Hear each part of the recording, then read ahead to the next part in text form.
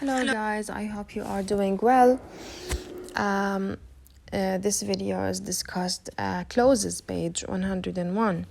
So clause basically is a group of words that contains a subject and a verb. We have two kinds of clauses actually. The first one is independent clause. That is a group of words that can stand alone as a sentence. It has a subject and verb and it forms a complete thought. So, for example, he memorized a poem last night. So this sentence has a subject, he, and memorized is the verb, and it's fully understandable. So it can stand alone. What about dependent clauses? Dependent clauses are a group of words with a subject and verb, but it does not express a complete thought. And eventually it can't stand alone. So, for example, because he memorized a poem, this is not a full sentence.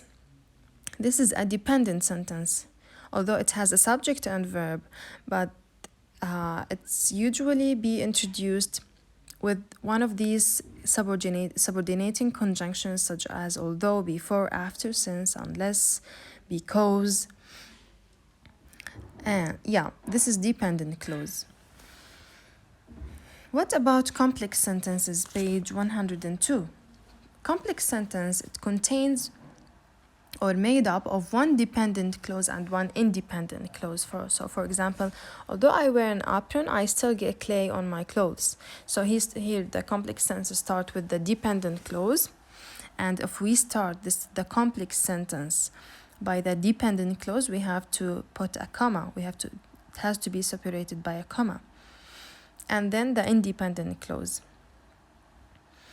Appositives, page 103. Appositives are noun phrases that follow or come before a noun, and it give more information about this noun. So appositives can be offset with commas. For example, Edison, comma, the inventor of the light bulb, comma, is often called US's greatest inventor.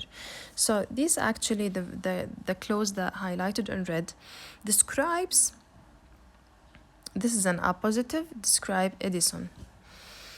And of course, it should be separated by commas. This is the answers give page 102 and 103 for the appositives. So let's continue by discussing complex sentences, page 106. So as we said, it contains an independent and dependent clause. Dependent clause are introduced by subordinating conjunctions, and it also can be introduced by relative pronouns or relative adverbs. What do I mean by relative pronouns? Or what are these relative pronouns? Who refers to it uses for person, whose, possession, whom, person, object. It comes as an object, which, things, and that. It could be for things and persons. What about relative adverbs? Relative adverbs, when, where, and why. When it refers to the time, where refers to the place, and why refers to a reason. Here is the answers key, guys. 106. More about complex sentence, page 107. So if we start the complex sentence with a dependent clause,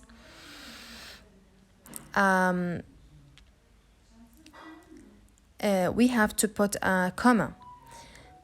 If we start the complex sentence with the independent clause, no commas needed.